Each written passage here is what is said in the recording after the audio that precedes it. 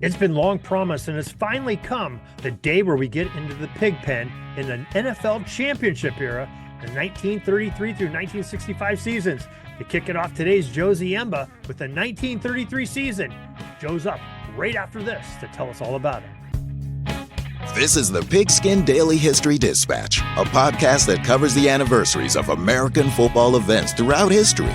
Your host, Darren Hayes, is podcasting from America's North Shore to bring you the memories of the gridiron, one day at a time.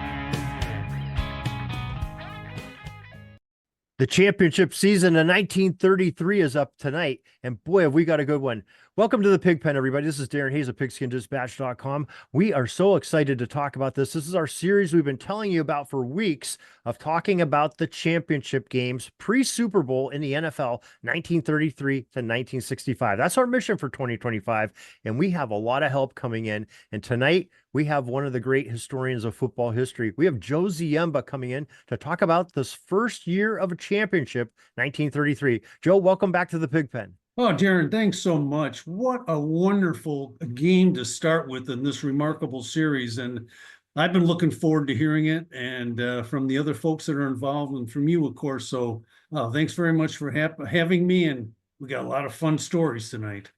Yeah, I'll bet we do. And this is like the first championship game. And boy, did the NFL nail it on this one, which we're going to find out here later. But before we get into the season 1933 and the championship game, let's talk a little bit about you, what you've been up to. We haven't talked to you in a while. So what do you have going on in your life of football? Yeah, I've been starting to write some more books. My last book was Bears versus Cardinals, the NFL's oldest rivalry. Really enjoyed doing that. But next, a project that's coming out mid-2025 is my first book, the 25th anniversary of when football was football, the second edition. And this was a lot of fun to update. It's kind of like a dream come true to have that book come out again, because there's things I wished I knew at the time and didn't. And of course, our means of researching now has become so accelerated that we can find out so much more.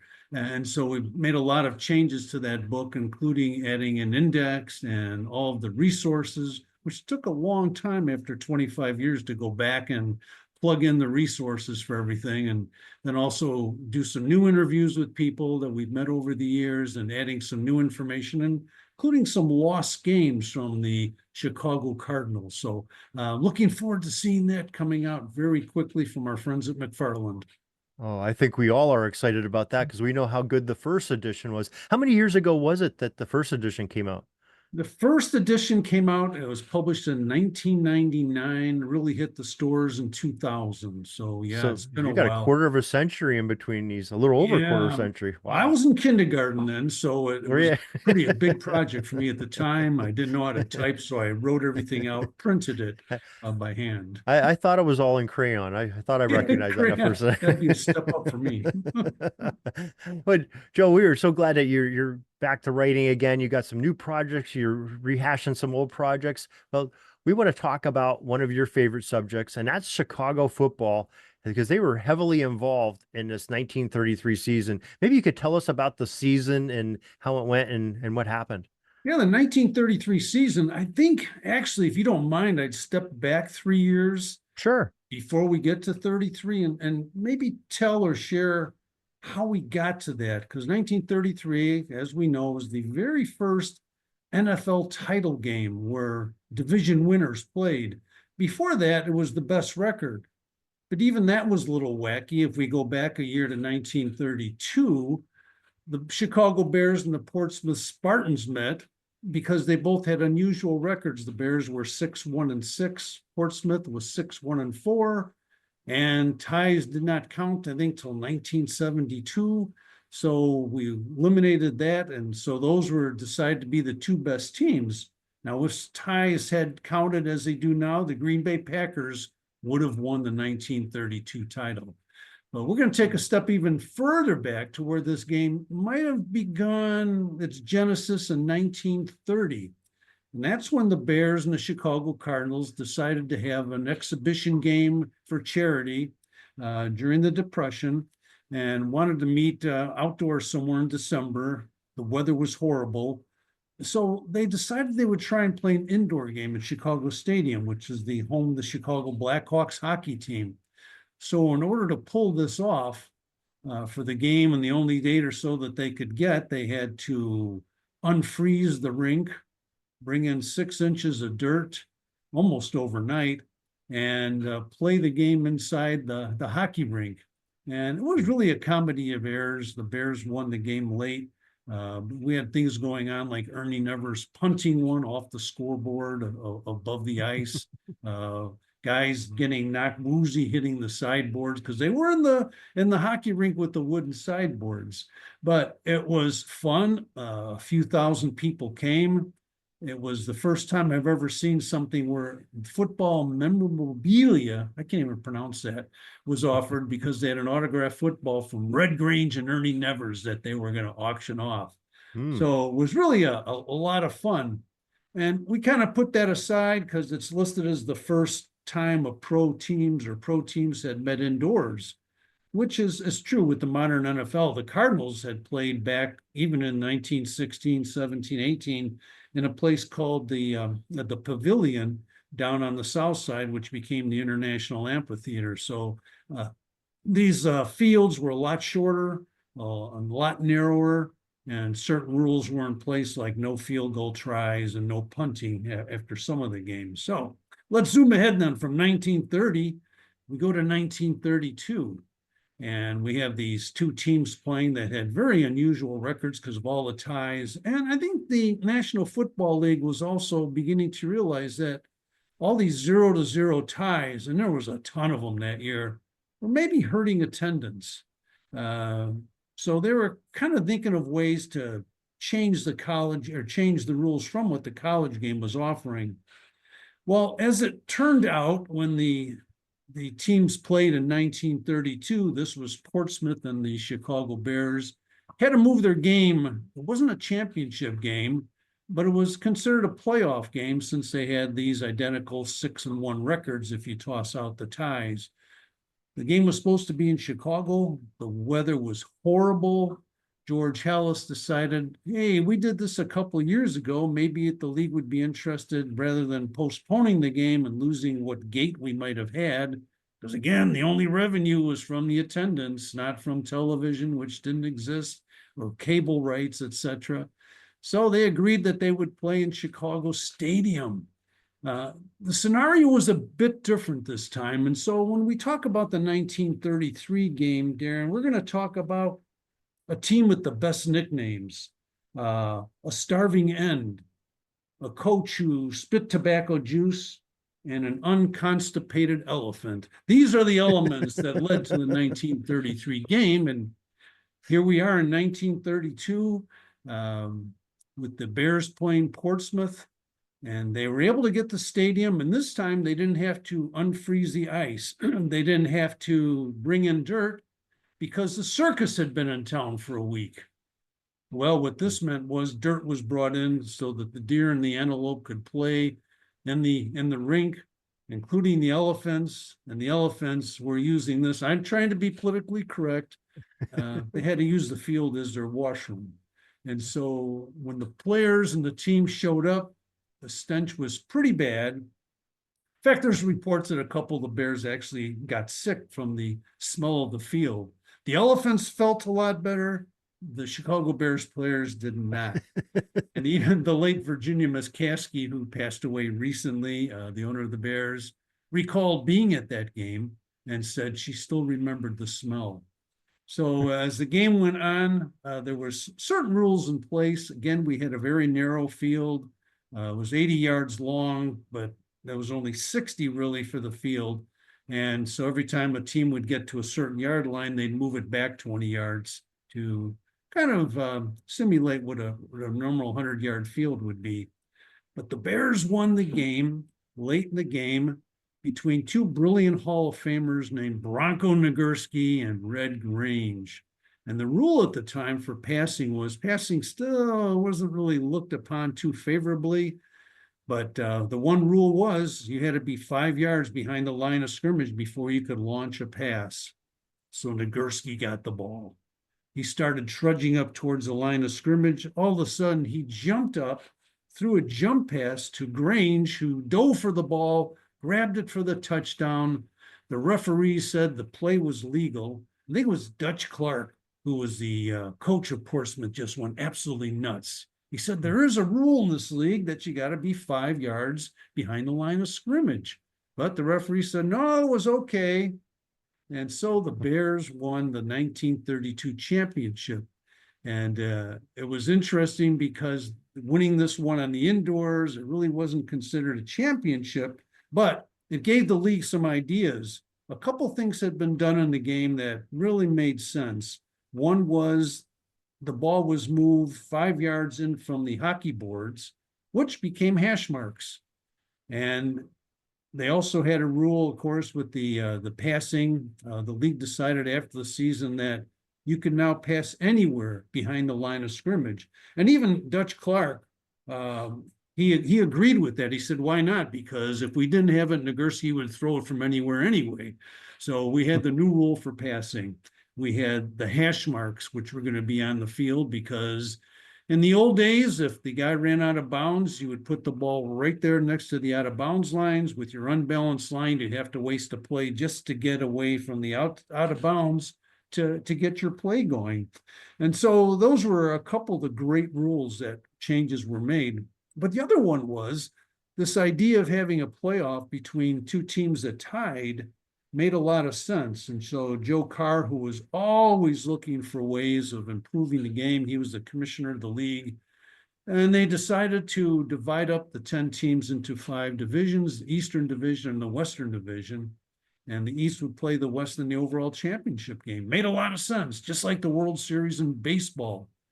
And almost as if it was scripted, the New York Giants and the Chicago Bears both ran away to their divisions. And so they were going to meet in this final game coming up on December 17th, 1933 in Chicago. And it really helped that the 2 largest cities in the league or in the country at the time were going to play for the championship. The Giants were 11-3. The Bears were 10-2-1. And they got to that point kind of on different paths. The Bears started out, or the Giants both actually started out strongly and then had midseason rough areas. But the Giants were definitely the hottest team in the league, winning their last several games going into the championship. So both teams had a lot of really, really good players on their teams. If I think at the Bears, there was something like 6 Hall of Famers that were on that roster in 1933. So guys like Grange, Nagurski, etc., were there, and led, of course, by George Hellis, their curmudgeon owner at the time. But the Bears really had some decent players. Red Grange, Bill Hewitt, an end who didn't believe in wearing a helmet.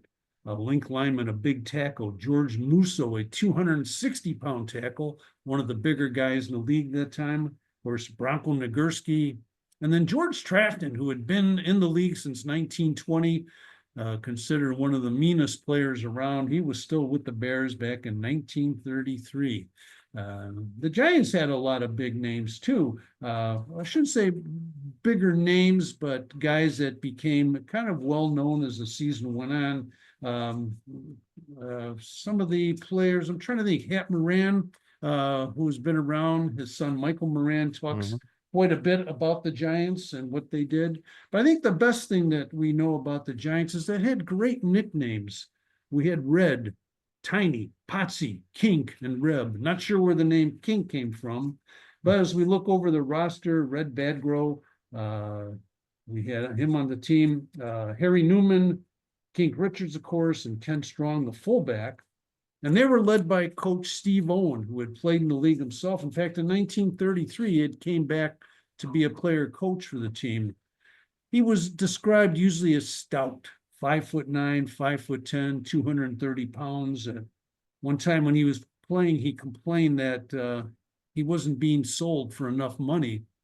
And he said something like, I've seen fat cows or pigs being sold more than for $500. But then again, he said, maybe a fat pig is worth more than a fat tackle. So I guess I'm valued pretty precisely. So that brought us again to the game in 1933. And before I jump on, do you have any comments or anything? I'm babbling quite a bit here, Darren. I apologize. No, but when you go back to some of those rules that were added, I believe this was actually the first year that the NFL separated itself from the NCAA rules. They wrote their own rule book with those additions. So those were the impetus of putting the NFL on its course of having its own rule book separate from the college and the high school games. Yeah, it certainly was, especially in the passing, now that you could pass anywhere behind the line of scrimmage. And I believe that year or the year after, they also streamlined the ball a little bit to make it easier to pass. Mm-hmm. Yeah, I So think these you're were right. big changes, the hash marks, the passing rule, and of course, the divisions, all really helped to improve the NFL. And they moved the field goalpost up to the end of I should say, the end line. Years later, they moved it back again. But this encouraged field goals to get rid of some of these nasty 0-0 ties. So it was a game that was set up, and the Chicago Daily News eventually called it the greatest game ever played in professional football. The reason for that was the game just went back and forth. They guys couldn't keep a lead, so they would give it up. Someone else would grab the lead. It really kind of started out with the Bears with their new kicker, Jack Manders, who for the first time was someone in the league who was accurate with kicking. You know, if we look through and research these older games, and a lot of them were drop kicks, the accuracy wasn't too good. And you kind of look back and say, oh, this guy was 10 for 18 that year, and he was the acclaimed kicker. But Manders, I believe, kicked all 14 of his extra points, and he was also very accurate on field goals. So when the Giants showed up for this big game, the championship game, Manders led off the scoring. He kicked a 16-yard field goal in the first quarter, and then a 40-yarder, which is a long ways back in 1933. So Definitely. the Bears had a 6-0 lead, but the Giants came back. Red Badgrow picked up a pass 29 yards from Harry Newman. And there was some story about that play where way back when there would be kind of a hidden ball trick.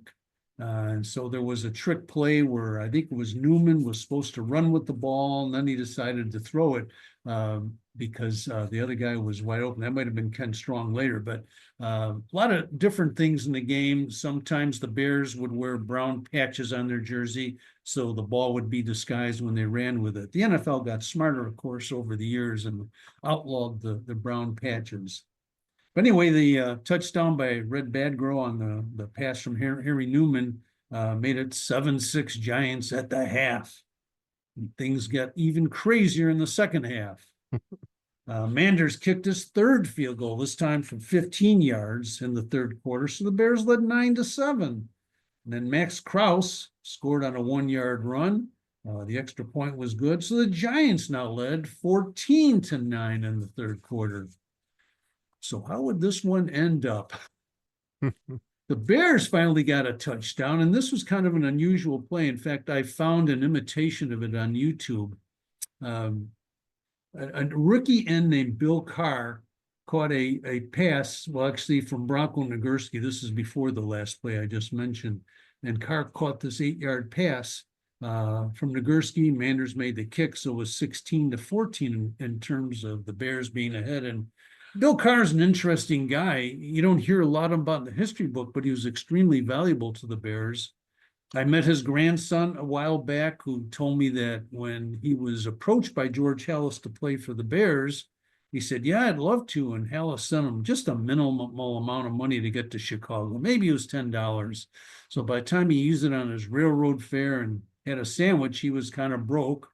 He went to the Bears training camp, and after a couple of days, he just looked weak, and they noticed he didn't look too good. And finally said, well, I haven't eaten in 2 or 3 days. And so Halas said, I'm going to give you a bonus. And he took him out for a big steak dinner. But that was George Halas. No money involved, but he bought him dinner. And I think later they started feeding him in training camp. So the Bears were up 16-14 at the end of 3. What would the Giants do? Well, Strong caught an 8-yard pass, another one from Newman, and the kick was good. So the Giants led 21-16. And that led to this wacky, crazy play, another touchdown by Bill Carr in the fourth quarter. And what happened was Bill Hewitt caught a pass from Nagurski. And as Hewitt was running with the ball, he all of a sudden lateraled the ball to Bill Carr, who went the final 31 yards for the touchdown.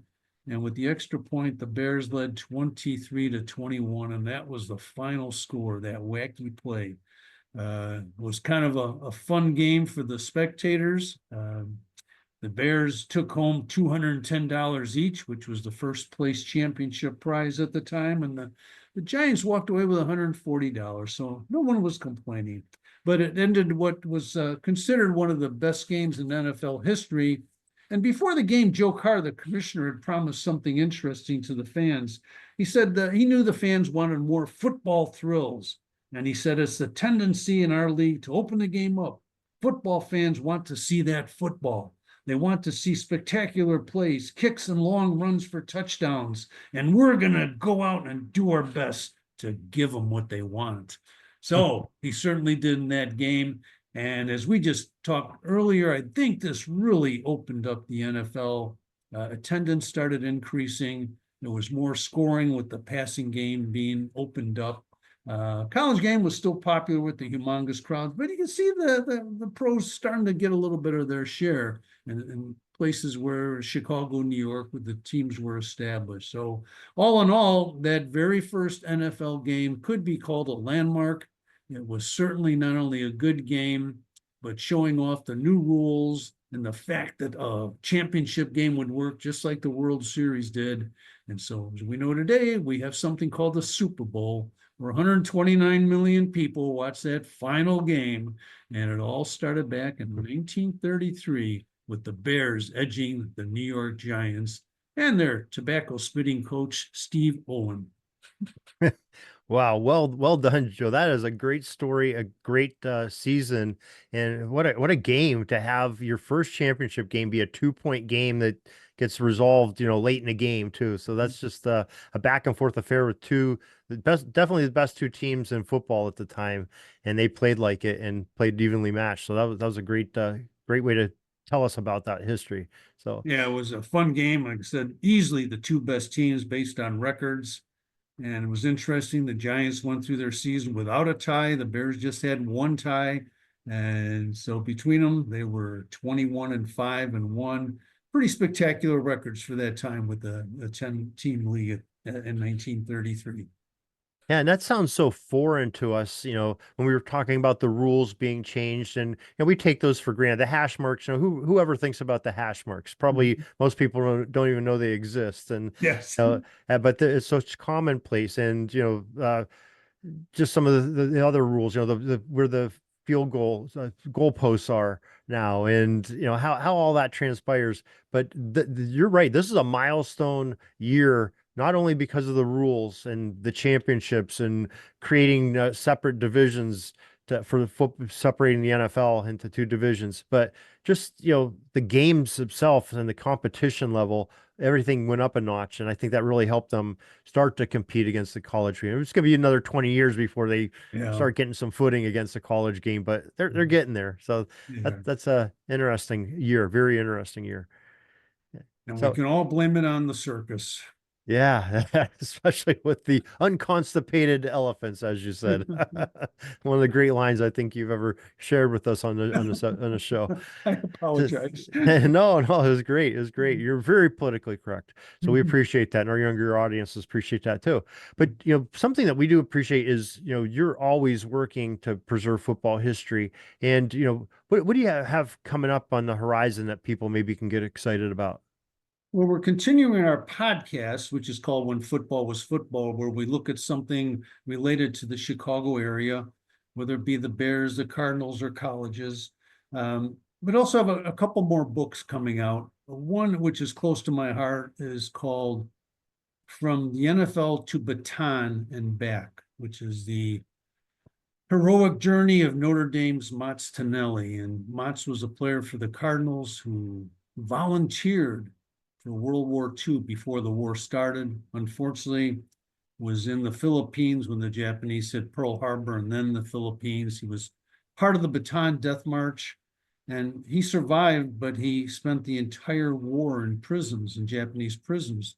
And he gave credit to his football training with Notre Dame and the Chicago Cardinals for giving him the strength to get through that. And it's a tough story to write, has been, because of I wanted to keep that story of that generation and those guys going, what they went through, how their life could be changed in a day or so with war, and what they went through was pretty tough. But also just the elation of coming home, playing in that game, and being back with your family who had no idea where you were for almost 4 years. So that's one. Working with his family and his daughter has been really just emotional, but also I'm just so happy to be able to share that story. And then after that, we have a book on Dutch Sterneman, you may have heard of, who was the owner of the Chicago Bears from 1921 through 1932 or 33. His family really did a service for us pro football researchers by donating Dutch's letters and correspondence to the Hall of Fame a few years ago. So working again with the family, his daughter and his grandson, we're putting together a biography of Dutch, which is a lot of fun as well, because he kept all the financial records from the early years. We haven't seen that before. We know that, I'll share a little tidbit that, for example, when Red Grange came on board in 1925, he had to share a room with 5 other guys. There was no special treatment for this guy. But Dutch Sterneman gave us the records, showed us when the Bears started the 1951 season, they had $251 in the bank. So things were not easy for the NFL in those early days. And what Dutch hasn't been given enough credit for what he did to not only help save the league, but bringing on Red Grange and a lot of the other innovations that he brought with him as part of the owner of the Bears.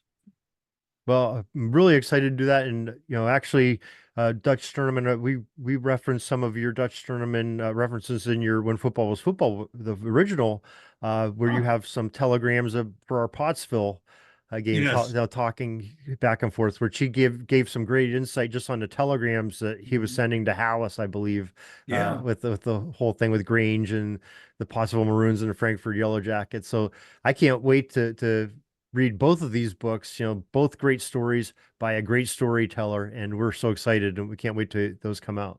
Oh, very kind. Thank you. And of course, as we always like to say, thank you, Darren and the Pigskin Dispatch, for all you do on a daily basis to keep pro football history alive. It's greatly appreciated.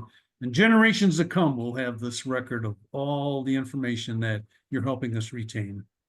Well, Joe, we thank you, and it's guests like you that make the history come to life and tell the stories to help preserve the football history. And your podcast and everybody else's podcasts that are out there, especially the PFRA associated folks that are doing it, because we're trying to get the facts and put them out there for the public to enjoy for, like you said, for ages to come. So it's a great work that we're doing in writing.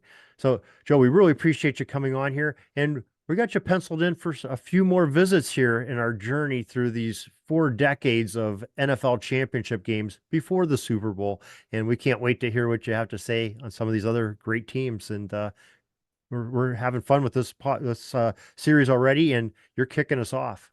Well, thank you so much for the opportunity, as always, Darren, and can't wait to share some wacky stories about some of these other title games. All right, Joe, we'll talk to you very soon. Great. Thank you. Take care.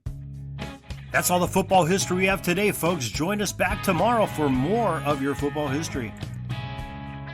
We invite you to check out our website, pigskindispatch.com, not only to see the daily football history, but to experience positive football with our many articles on the good people of the game, as well as our own football comic strip, Cleat Marks Comics. Pigskindispatch.com is also on social media outlets, Facebook, Twitter, Instagram, and don't forget the Pigskin Dispatch YouTube channel to get all of your positive football news and history. Special thanks to the talents of Mike and Gene Monroe, as well as Jason Neff for letting us use their music during our podcast. This podcast is part of the Sports History Network, your headquarters for the yesteryear of your favorite sport. You can learn more at sportshistorynetwork.com.